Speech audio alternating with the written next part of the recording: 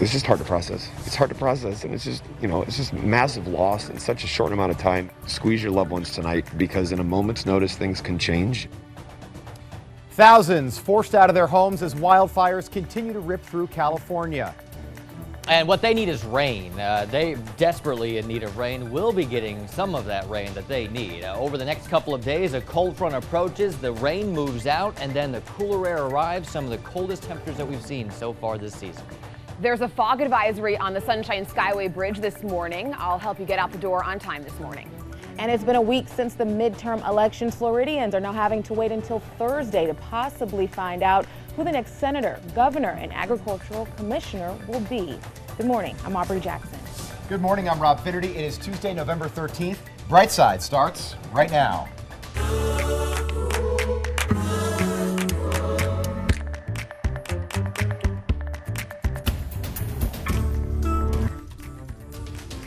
Good morning and thanks for being with us here on Brightside. The California wildfires are now being blamed for the deaths of 44 people, making these fires the deadliest in state history. Meantime, in Southern California, more than 250,000 residents in Malibu and Calabasas have been forced out of their homes while the search for missing people continues. And firefighters aren't getting much help from the weather as high winds continue to complicate the battle against the Woolsey fire. CBS's Chris Martinez is in a neighborhood in Calabasas where a number of homes were destroyed. The search for the missing continues in Northern California. We're now at a point where we're going to bring in human remains detector dogs, or what often referred to as cadaver dogs. Some residents haven't been heard from since flames tore through the town of Paradise on Thursday. We've got so many people missing of our neighbors. Our neighbors are gone. Reggie Elizabeth Graywolf lived here at a mobile home park that's now destroyed. Many of her neighbors are elderly and disabled. Hazel's 99 years old. She's still missing. The Camp Fire is the deadliest and most destructive in California's history. Donations have poured in, but places to stay are still hard to find. Just parked, sleeping in their cars, because there's nowhere to go. 30 to 50,000 people up there. We all have to go someplace. Here in Southern California, hundreds of homes have been destroyed by the Woolsey fire. High Santa Ana winds are complicating efforts to battle the blaze. We're still in a red flag weather right now. We're expecting up to 40-mile-per-hour winds through Tuesday. 2 other fires broke out west of Los Angeles yesterday when the winds picked up. Firefighters from other parts of the country are coming in to help. We haven't seen stuff like this in Texas, but we're sending the best of the best, and we're well trained. President Trump approved a major disaster declaration to help with the recovery effort. Yeah, the president tweeted last night that he, quote, wanted to respond quickly in order to alleviate some of the incredible suffering going on over the weekend. The president blamed California's Forest Management Service for the massive and deadly wildfires. Let's go to New York right now. The Empire State Building lit up in California state colors last night, blue and gold. You can see it right there. That was in honor and sympathy for victims and families and others affected by these California wildfires. And Grant, we were talking about it yesterday on Brightside, the Santa Ana winds. Right. I don't think people realize some of these wind gusts are blowing at 50, sometimes even 60 miles an hour. Yeah, or even stronger than that, So it's not only windy, but those winds coming down out of the mountains into the valleys are actually warm as they come into the valleys. So it's windy and warm air that's blowing it and really igniting a lot of these fires out there. This is actually not fire or smoke. This is fog that has rolled into downtown St. Pete this morning. This is the view from the Mahaffey Theater, where we're seeing visibilities down to 1.5 miles. Just last hour, visibilities were down to less than a mile. So we're finding some fog this morning. It's not everywhere, but yeah, right along I-4 through Plant City and eastern Hillsborough County, 1.25 mile visibility. Otherwise, not much in the way of cloud cover. Actually, keeping an eye out, the shower moving up from the south just off the coast of Manatee County produced what looked to be a lightning strike. Really interesting there, though, so that's something to keep an eye on. Our better chance of rain will be later this afternoon. Overall, a 30 to 40% chance of rain, more likely finding the rain east of Tampa Bay today. It's still a warm one, partly sunny skies with high temperatures peaking around 85. Just to be safe, the Florida Highway Patrol has a fog advisory for the Sunshine Skyway Bridge. You'll see it on the monitors, the overhead monitors, before getting onto the bridge on either side, so Pinellas or Manatee. Just a heads up there, but Everything's open, so there's no delay at all. We do have a crash, though, in Hillsborough County. This is in Ruskin on southbound I-75, right at College Avenue. You have 2 lanes blocked, only the left lane getting by southbound, and unfortunately, there is a bit of an early morning delay happening here, even though traffic is so light. Only 1 lane's getting by, so if you wanted to, you could take US 41 to the west. All right, Hillary, it has been exactly a week since the midterm elections. Hard to believe. Election officials have until 3 o'clock on Thursday afternoon to finish counting the votes, meaning they've got 58 hours from right now. Well, 57 hours if we're being exact, from right now until 3 o'clock on Thursday. And Brightside's Emerald Morrow has been on top of this story since the beginning. And Emerald, the question that everybody's asking right now is what happens if those 2 counties, Palm Beach County and Broward County, don't finish that recount by 3 o'clock on Thursday. It's deja vu all over again for anyone that can remember the 2000 election. I mean, really, I mean, a lot of people are not going to like this answer, but if a county does not finish its recounts, then chances are whatever that county actually has on file is going to stand. And right now in Palm Beach County, Republicans lead all 3 of the contested races in the county. But you've got to ask, what would make election officials unable to meet tomorrow's deadline?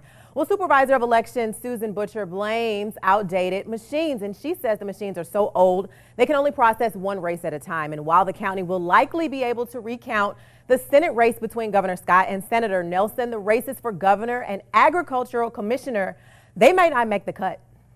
Machines are old, but they're certified by the state of Florida, and it's irresponsible for the state to have a deadline that is unreasonable while they certified that machine equipment, and they haven't uncertified it. So I'm hopeful that somebody will ask the Secretary of State to extend the deadline.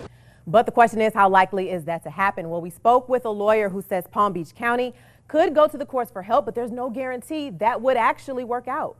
Palm Beach County could seek injunctive relief from the circuit court to give them the time they need to count. I don't know how successful that would be once it leaves the circuit judge, who may or may not grant it. The election supervisor says for at least 10 years, she warned the state officials about some of these problems. And we also learned that Palm Beach County is set to update its equipment right after this election, but that might be too little, too late, Rob. So. Yeah, it makes you wonder. And I like how we've got the election clock there. So 57 hours, 53 minutes and counting from now, which is really not a lot of time. But this whole thing makes you wonder again if every vote does actually count. Yeah, Rob. And yesterday when I was out in Polk County, I was talking to the election supervisor there, and she was saying, you know, a recount in and of itself is not necessarily a bad thing. It's a check and balance to make sure that every vote actually does count. But when you get situations like this where you have a recount and a county is not given the time to actually do that, again, it makes you ask some serious questions. Very interesting stuff. And in 2000, they were only separated by 537 votes here in the state of Florida. So it's unbelievable. All right, Emerald, thank you. Happening today, the Hardee County Canvassing Board will meet again. That'll start this morning at 8:30. They'll start recounting ballots ahead of Thursday's deadline. The county has more than 12,000 registered voters right now. And since the election, some candidates have been very busy, as you can imagine, trying to get support for this recount. I think if you're a Democrat in a lot of cases, you want this recount to happen, and you want them to have as much time as possible, Aubrey. Absolutely, Rob. You know, for most of the candidates in the country, they are really enjoying the honeymoon of their win. But for the candidates in Florida, well, they're playing the waiting game right now. The Senate race is a tight one. I've been paying close attention to the social media reaction and what some of the candidates are doing online. Rick Scott tweeted about 12 hours ago saying, "The court ordered Broward County to follow our request for ballots to be continuously protected by law enforcement. Ensuring the protection and security of ballots is critical to representing the will of the voters." Now, on the other hand, Senator Bill Nelson hasn't said too much on Twitter other than this Veterans Day message saying, "Today we honor our veterans who have sacrificed so much to preserve and protect our freedoms throughout our nation's history. America remains a beacon of democracy." But we have seen him go on camera to talk about the recount, and Scott says, and he says that Scott should be removed from the recount process. It's also obvious that Scott cannot oversee this process in a fair and impartial way, and thus he should remove himself from any role in the recount process so the people can have the confidence in the integrity of the election. Given his efforts to undermine the votes of Floridians, this is the only way that we can ensure the people's votes are protected. And again, that was Bill Nelson there. Turning over to the governor's race, Ron DeSantis has shared some tweets recently, but nothing about the race or the recount. He has tweeted, however, about proudly serving in the U.S. Navy and thanked those who are serving now. But over on the flip side, Andrew Gillum has been very active on social media. Actually, he and the president have been going back and forth for a few days now. And on Monday, the president had actually tweeted that the Florida election should be called in favor of Rick Scott and Ron DeSantis because of a large number of new ballots showing up out of nowhere. So Gillum fired back with just 3 words: "You sound nervous." So if you have questions about the Florida elections recount, we've got your answers for you on our website, WTSP.com/EyeOnPolitics.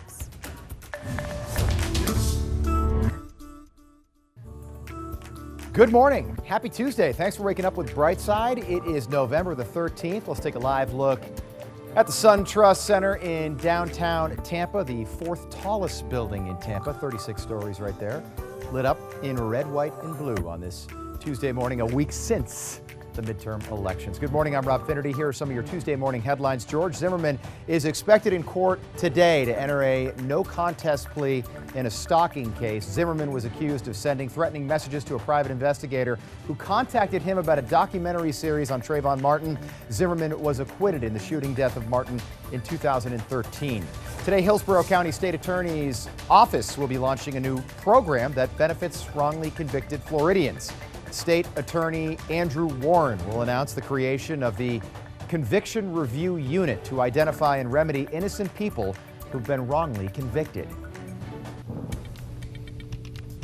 All right, fog really rolling in, especially in St. Pete this morning. Have a look at this view. This is from the Mahaffey Theater in downtown St. Pete, looking out over the marina there, right outside of the theater. So you can see, I mean, off in the distance, you can really see that wall of fog. It had moved closer to the Mahaffey Theater, but now it's just off the shore a little bit. So, I mean, it's out there, though. It's not over the water only. It's exclusively. It's also right over 275. Hillary will talk about this in just a few seconds. This is at exit 30, or the 31st Street exit on 275 as you head into downtown St. Pete. So visibility has dropped in some places. Meanwhile, across the bay over in Tampa, not dealing with so much in the way of fog. Every once in a while, we'll see a little band of cloud cover move across the skyline. More of a low cloud cover situation as opposed to specifically fog, but that could change. Temperatures in Tampa are cooling closer to that dew point. See the dew point of 73, temperature of 75, relative humidity at 94%. As that temperature gets closer to that dew point,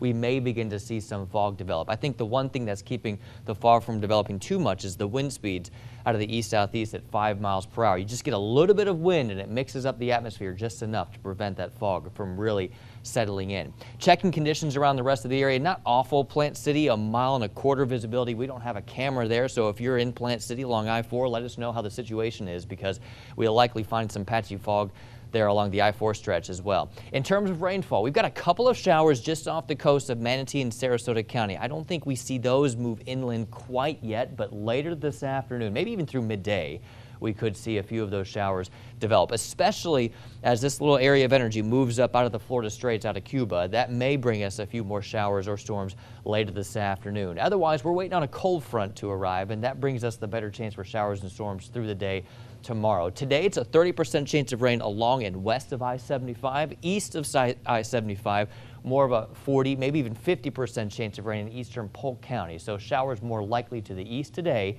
And then tomorrow, here comes the front. It settles in, and it will begin to increase the chance of rain through the second half of the day tomorrow. So more so tomorrow evening. That carries us through Wednesday night into Thursday morning before things begin to slowly dry out.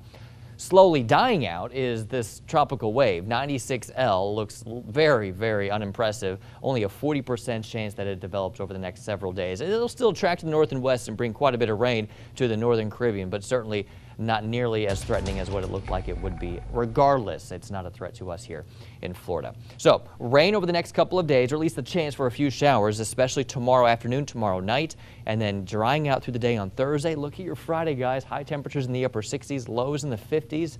and relatively cool weather continues through the weekend. All right, Hillary, let's talk about this because, I mean, the fog in St. Pete, not normally where we would see it. You know, you see it a lot of times over in eastern Hillsborough County towards Lakeland. It's all developing here in St. Pete right now. Yeah, that's what surprised me because I was looking at the I-4 corridor, even 75 into the Fowler-Fletcher area, and I wasn't seeing any. So again, like you said, Grant, I-275 through St. Pete, so in Pinellas County is where it looks a little thick, and then also the Sunshine Skyway Bridge. So as you travel into Manatee County, even that south apex with 275 and 75, I know Grant talked about that. So careful there because there's construction going on there in Manatee County. Your travel time, though, on 275 is still 9 minutes between Pinellas Point Drive and Gandy Boulevard. So there's not a delay. Just make sure you get those low beams on, and of course you take it slow. Now I want to break down some of our crashes this morning because unfortunately we're starting off Tuesday with several incidents. The newest one is in Pinellas County, and this crash is along US 19 just south of Palm Harbor at Curlew Road, and it looks like you have lanes blocked at the intersection. So if it's hard to get through 19 or if there's a delay, you have Belcher Road, which runs just to the west. And then for Curlew, you have State Road 39 just to the north. So those are some good alternate routes for you. Our other crash, which I know I already talked about, but now there's a bigger delay, is on southbound 75 in Ruskin here in Hillsborough County. Right at College Avenue, you still have several lanes blocked here. And in fact, just about 5 minutes ago, you were in the red. There was an even bigger delay than there is now. It looks like your travel time is 31 minutes between the Selman Expressway and 275 in Manatee. That's that big stretch of 75. And so if you're heading this way, that's about a 2-minute delay. Not horrible, but if you wanted to, you could take US 41 instead. Quickly here, Polk County, good morning to you. Not seeing any issues in Lakeland, Bartow, or Lake Wales. Rob. All right, Hillary, there are age-appropriate movies, toys, and now cell phones.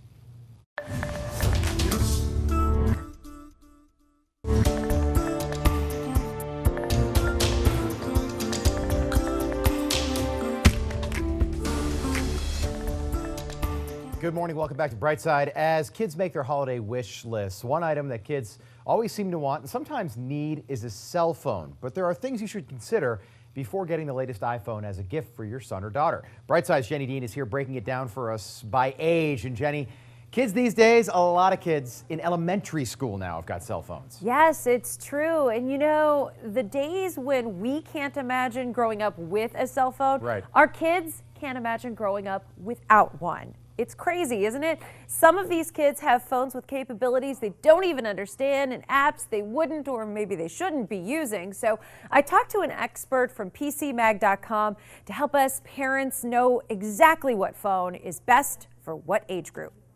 A mobile phone is practically an extra appendage for all of us.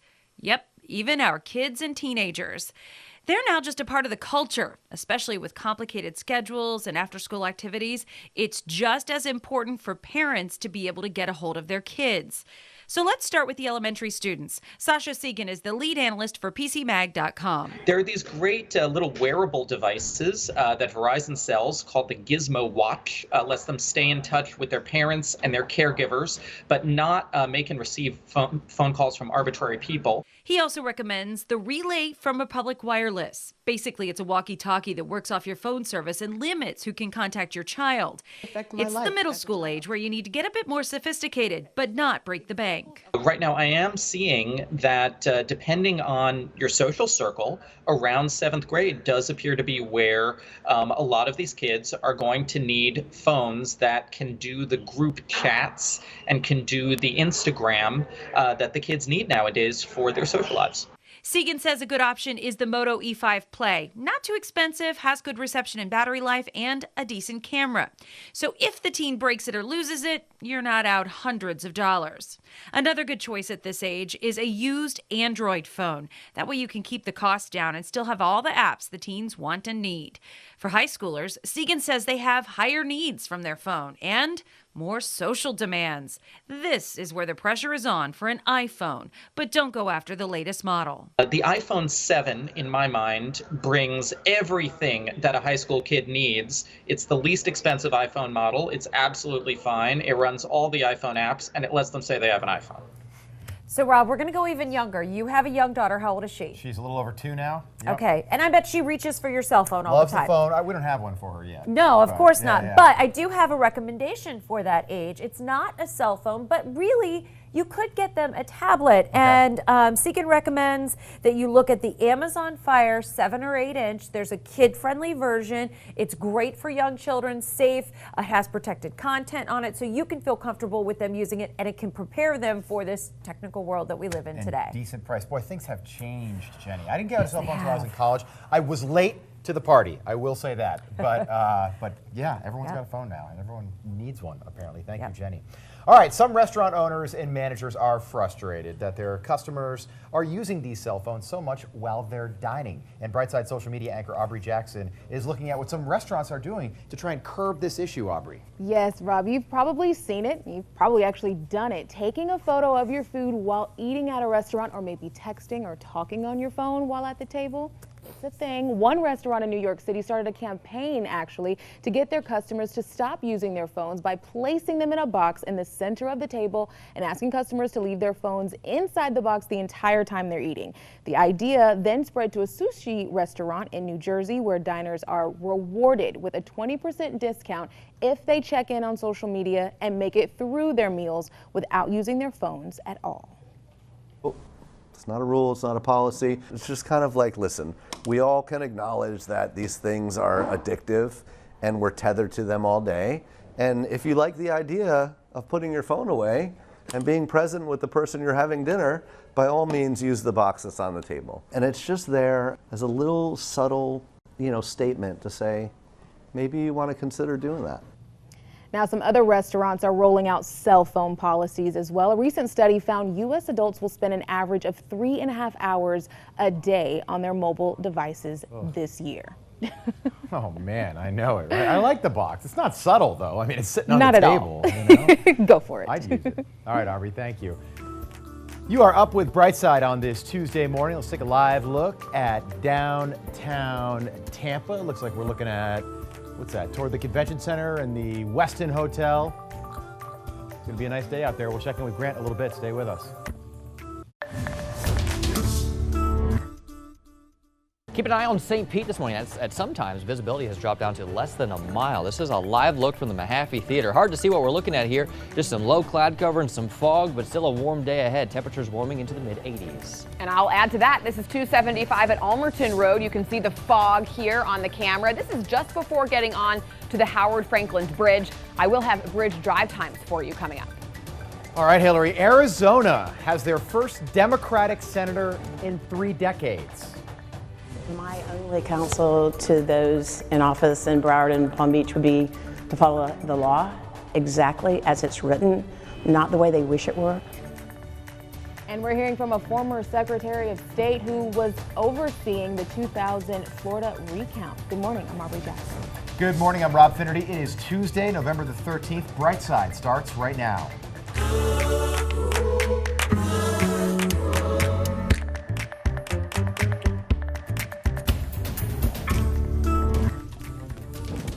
Swinging through the bottom of the hour now, 5:30 on the clock. Good morning, happy Tuesday. I'm 10 News meteorologist Grant Gilmore. We do have some fog around the area this morning, and not in your typical spots. St. Pete looking at you guys this morning. Visibility now reported at 3 miles at Albert Whitted Airport in downtown St. Pete, but just last hour it had dropped down to 3/4 of a mile. So we're seeing a little more wind. It's mixing up the atmosphere just a bit to clear out the fog, but it very well could roll back in here fairly soon. Now, we do have a few showers off the coast. We'll be watching those. I think most of the rain, though, that we see today will be for the ride home. At the bus stop, patchy fog, partly cloudy conditions. Sun rises at 6:50. Temperatures will be around 74. Later this afternoon, a 30% chance for a few stray showers. We'll see more rain over the next couple of days because we've got a cold front on the way. Look what this cold front's going to do. Temperatures by Friday, your high temperatures will be around 68 degrees. Forecast is on the radio. Our radio partners are the Dove 105.5, the Eagle 107.3, Hitland 106.9 in Sarasota, and Magic 94.9. All right, let's get you updated on this crash along 75 here. Now we are really in the red, as you can see on the map. I mean, look at this delay. So there's a crash in Ruskin here in Hillsborough County on the southbound side of I-75, and only one lane is getting by just before College Avenue. So now that travel time is at 37 minutes, which is a 7-minute delay from the Selman Expressway down to 275 in Manatee. If you want to, take US 41 just to the west.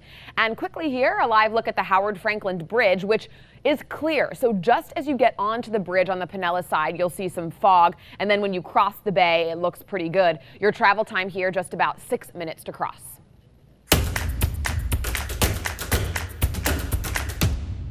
All right, we're keeping an eye on politics this morning. In the Arizona Senate race, Democratic candidate Kyrsten Sinema declaring victory Monday, nearly a week after the midterm election. Sinema beating Republican Martha McSally in the race to replace outgoing Senator Jeff Flake, who decided not to run for re-election. Listen.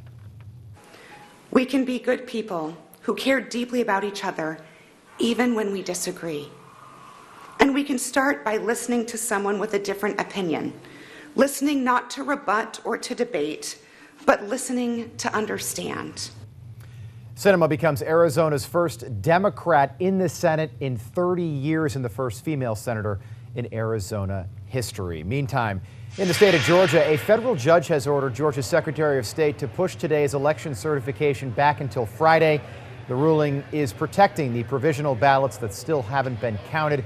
The judge even ordered the state to create a hotline or website so voters can check whether their provisional ballots were counted or not, and if they weren't, the reason why.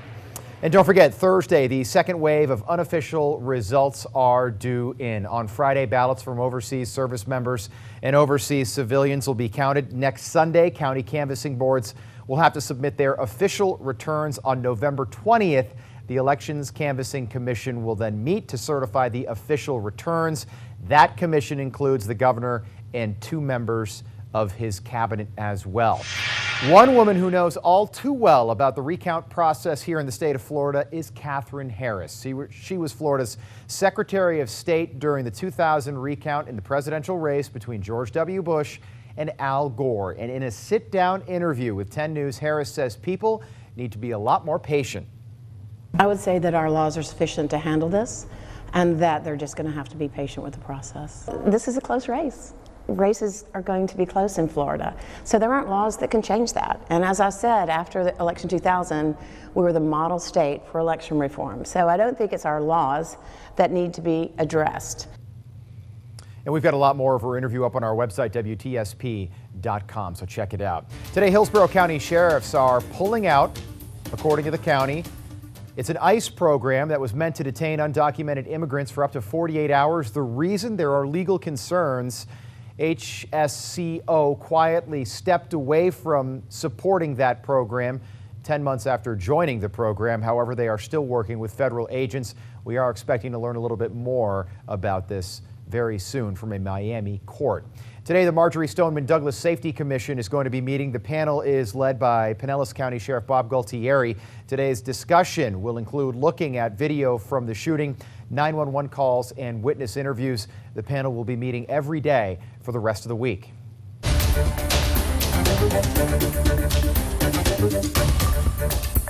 Investigators are still trying to find the motive behind the mass shooting of 12 people last week at a California bar. Detectives say the shooter posted on social media at least twice within a 3-minute span during that attack. One post saying he killed because, quote, life is boring, so why not? In another post, he talked about how ironic it would be if officials discussed his mental state. All right, let's go to California now. Fires in Northern California have wiped out the town of Paradise almost completely. The death toll there is now at 44 people killed. 2 others were killed in fires in the southern part of the state, bringing the death toll overall to 44. So it's 42 in Northern California as a result of the Camp Fire, and then 2 in Southern California. The Camp Fire has burned 117,000 acres. The Woolsey Fire in LA County, more than 93,000 acres have burned. And the Hill Fire, 4,500 acres. Boy, it's tough to keep track. There's so many different fires burning right now. Thousands of homes have been destroyed across the state. It just seems to be getting worse and worse as the days go on, and the winds are still a big issue. So I just named 3 fires. And we had a question yesterday from a viewer asking how these wildfires get their names, and it turns out it's not really similar to how, say, a hurricane gets a name, right? Not at all. In fact, hurricanes are very structured in how we name them. Here's the email that I got yesterday from one of our viewers, Yvonne Taylor. If you're watching, good morning, Yvonne. I appreciate the question because it's a good one. She says, I've been watching or wanting to know how these fires are named. We all know how hurricanes are named, but the fires are sometimes by a location and sometimes not. Let's talk about how hurricanes are named first. Now, in the tropical Atlantic here in the Atlantic Basin, international names, which you may have noticed, represent all of the nations in the tropical Atlantic Basin. So it's not just American names or from the United States, but you have a lot of different nations represented through the Caribbean, into the Western Gulf of Mexico and Central America. So here's how hurricanes break down. There are 6 lists of names, and we recycle these names. So here's 2018, 2019, and so on and so forth. So the list that we're using in 2018 will be used again in 2024. Now, like Hurricane Michael or Florence, they will be retired. And the World Meteorological Organization, at the end of the hurricane season, they look back and they say, okay, we need to retire this name. It just wouldn't be appropriate to use that name again. And they'll replace that name for the next hurricane or the next list 6 years into the future. Let's talk about these fires though. So they are normally named by the dispatch center that sends out the initial resources to that fire. So maybe that's the Forestry Service, or it could be a 911 dispatch center. It just depends. But also sometimes it's the first responders or some of those first firefighters that get out to the scene. They are also the ones that could potentially name the fire. Now, they name them for maybe a local landmark, a street, a lake, mountain peak, or a trail near where that fire had started. In the case of the Camp Fire in Northern California, it's as simple as this, guys. The fire started at Camp Creek Road. So that's why it's called the Camp Fire, not necessarily because of a camp fire, but because of the street name that was near where the fire started. Interesting, isn't it?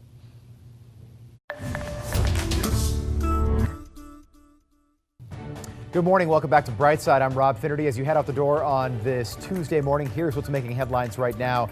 A little bit later this morning, a U.S. jury in New York will hear the story of the notorious Mexican drug lord known as El Chapo.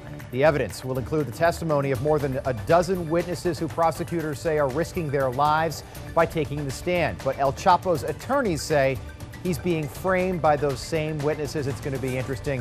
It could last into the new year. Stan Lee, the iconic superhero creator, died yesterday at the age of 95. For those hoping to own a piece of the comic book legend's history, many items from his career are being auctioned off later this week. They include sketches by Lee and signed comic books, including the first appearance of Spider-Man. That auction was scheduled before Lee's death. Well, some people come into your life for a reason during a certain season, and one little boy has a friend that has given him a reason to learn to walk again, cementing what's become a lifelong friendship. That story in today's Heart Threads.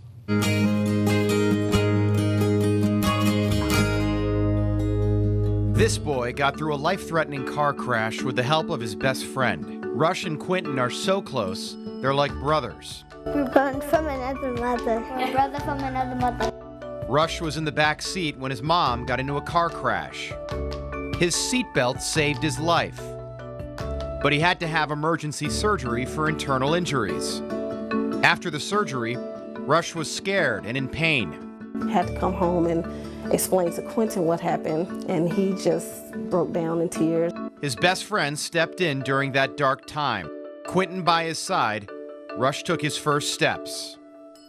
That was his first walk down the hall, and that's the first time he was up. I mean, it was a struggle, but he was up and he was moving, and we were so thankful. And the fact that Quentin was there with him was amazing, because that's his best friend.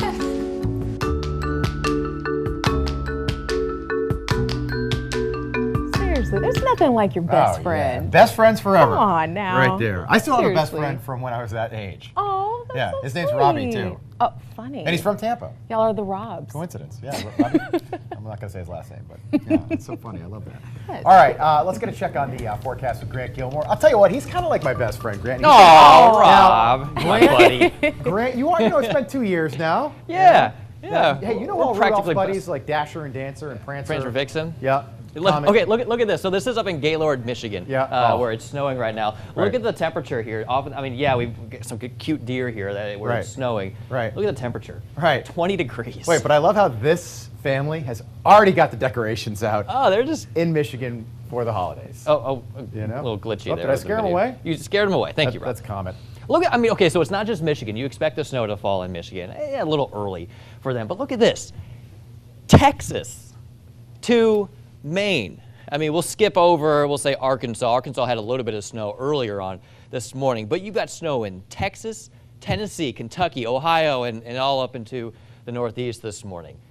Snowbirds coming down yet? I-75 is going to be packed. Right. Yeah. Look at these temperatures, guys. I mean, here we are chilling with, not chilling. We're nice and warm at 75 degrees. One of the warmest spots in the entire country this morning. Look at how cold it is. Minneapolis 9, International Falls 0 right now. This is a strong high pressure system that's pulling down a lot of that cold air that we will actually tap into later this week. In the meantime, we're working with a little bit of fog this morning in St. Pete. Some low cloud cover and some fog this morning. Meanwhile, across the bay over in Tampa, can't find much. Every once in a while, we'll see some low cloud cover pass through the skyline. Overall, though, better conditions east of the bay this morning, which is a little bit atypical for what we typically see. Temperatures in Tampa right now, 75 degrees, that dew point 73. So as that temperature gets closer and cools to that dew point, we may see a little bit more fog or low cloud cover develop. Relative humidity is at 94%. As the temperature reaches the dew point, that's when the atmosphere becomes saturated, and that's why we start to see some fog develop. So looking around the rest of the area, there's your 3-mile visibility in St. Pete. That's improved from last hour where it was down to less than a mile. 3/4 mile visibility in Brooksville, along I-4, maybe a few spots, especially in eastern Hillsborough County, where we may run into a few areas of fog. Otherwise, we're finding a few stray showers off the coast, more likely finding the rain later on this afternoon. So overall, finding a 30 to 40% chance for those showers and storms later on today. High temperatures will be up around 85 degrees. The rain comes through on Wednesday, showers and storms late tomorrow, and then cooling it down. Look at that, guys, 68 degrees Friday afternoon. That's after a morning low of 50. Ooh, that's going to feel chilly. Yeah, like, I call it the shoulder shake. Yeah, oh yeah, exactly. Make your shoulders shake. Ooh. Just in time for Thanksgiving, though. Perfect. Yes. All right, 5:47 is the time. And this Tuesday morning, I-75 in Ruskin just keeps getting worse with this crash southbound here. So this is Hillsborough County. As you head south towards College Avenue, look at this, now approaching an hour travel time. That's almost a 30-minute delay coming from the Selman Expressway in Tampa and then heading down to this crash, and that travel time extends into 275 in Manatee County. So at this point, because there's only one lane getting by and traffic is picking up, I would say avoid 75. Now use US 41 to the west. You also have US 301 to the east. So 2 options there, and both of those options are in the green and crash free. Also in Pinellas County, there is a bad crash right here just north of Clearwater on US 19 at Curlew Road. You have some lanes blocked at this intersection. So just to the west, you have Belcher, and to the north, State Road 39. Those are good options for both of these routes. Let's go live to Sky 10 here along I-4 in Tampa, looking live right at that exit 1 off-ramp. So right near downtown towards that 275 interchange. Westbound traffic is going away from the camera. That's going to be the heavier direction for rush hour. It is taking you 8 minutes between 75 and 275 at this time, 5:48. But once we get into rush hour, pushing 7 o'clock, this will get up to about 15 minutes. Now moving on to a story here. 10 Investigates dug through dozens of police and fire reports from across the state to find a disturbing trend. Listen to this. People are dying after forgetting to turn off their push-start car. It happened to Doug Schaub's 91-year-old father, Fred. He passed away after leaving his keyless ignition car running in his garage last year. I said, let me try his home phone then. He had his home phone too. No answer, and then I knew something was wrong, and you know, that was it. That's when my life kind of changed forever. Doug says Fred's death should have been prevented. So more of what he has to say in a special 10 Investigates investigation. You'll see that tonight at 11. Thank you, Hillary. Really important stuff to know there. Happy Tuesday. It's time for today's Digital Dive, and my first trending topic is really going to resonate with my Disney fans, myself included. Go ahead and take a look here at the first tweet popping up from Toy Story 4. The official trailer, if you haven't heard, has been released for the new movie. Now, it's going to have our favorites, you know, Woody, Buzz Lightyear, but they're also going to be bringing in a new character to the mix, and that's a character named Forky. Yes, basically it's a fork. It's kind of cool and all that. So we don't really know exactly how the new character is going to come into play, but we do know that the new film is set to be in theaters in summer of 2019. I'm so excited for that. It's kid at heart for sure. All right, let's go ahead and turn over to former First Lady Michelle Obama. She is Elle Magazine's latest cover girl. Now, you know, with the release of her new book titled Becoming, Michelle Obama actually sat down with Oprah to do the interview for Elle's December issue, and she got really transparent about her marriage, life after the White House, and so much more. And even readers are chiming in on social media about that. Take a look at what Leah said. She tweeted, "The whole interview is incredible." Hello, it was conducted by Oprah. But I think the most important part for me was how honest Michelle Obama was about her marriage, how she and Barack Obama went through counseling and really had to work on it. I think that's really good. It's always nice to see public figures and celebrities really get real and raw about things. It humanizes them a little bit. What do you think, Rob? Yeah, and I think it's something we didn't know that. You know, I don't think a lot of people were aware of that. So I think, like you said, it makes them a lot more real. Anybody, really. I would have never thought Michelle and Barack going to counseling. I'm like, they're like Beyonce and Jay-Z. Yeah, so those are your trending topics right now. All right, Aubrey, thank you. Coming up on Brightside, the federal government just made one big change to its guidelines on physical activity.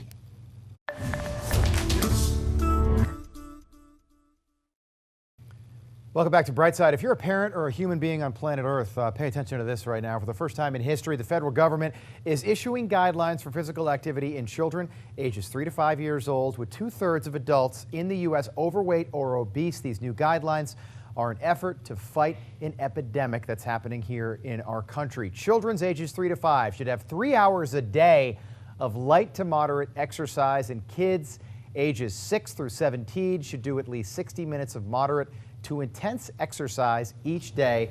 Adults should still get at least 150 minutes of moderate to vigorous exercise in a single week. But now, even short bursts of exercise can count toward that weekly total. The most recent study was in 2008, and that type of stuff wasn't in that study. Even if you've got a family history of things like heart disease, you can still alter your risk significantly through healthy habits like eating well and getting plenty of exercise. So no pearls of wisdom in here. I mean, yeah, exercise and healthy eating are going to be good, but they want those kids out there really running around. I think the short bursts of activity is a new development recently. Instead of going for like a 5 or 6 mile jog, if you just go out for a very fast 2 mile run or something like that, that might be better than, you know, feeling like you've got to spend an hour exercising. Yeah, get your heart rate up, take the stairs. And that's easier for us. And with the kids, like when we were kids, we were playing outside constantly. All the time. Now they're on their cell phones, so we have to really encourage them to do something. All right, let me just ask my producers, are we doing World Kindness? We are. All right, check this out. Today is World Kindness Day. I'm not sure when this starts, but we'll just, I guess, say it starts right now. Every day. That was a joke. If you didn't know, now you do, and you're encouraged to spread kindness like an infectious cold. What? That's what's written in there. We could have found a better, all right, everybody sneeze on your friends. We want to make sure, it's World Kindness Day. World Kindness Day. So be kind. Just don't sneeze on your friends. Yeah. Right. That's bad. Yeah. Temperatures will be up in the mid-80s this afternoon, guys. Much cooler weather headed our way later this week. All right, Brightside at 6 is next. Be kind. Rewind.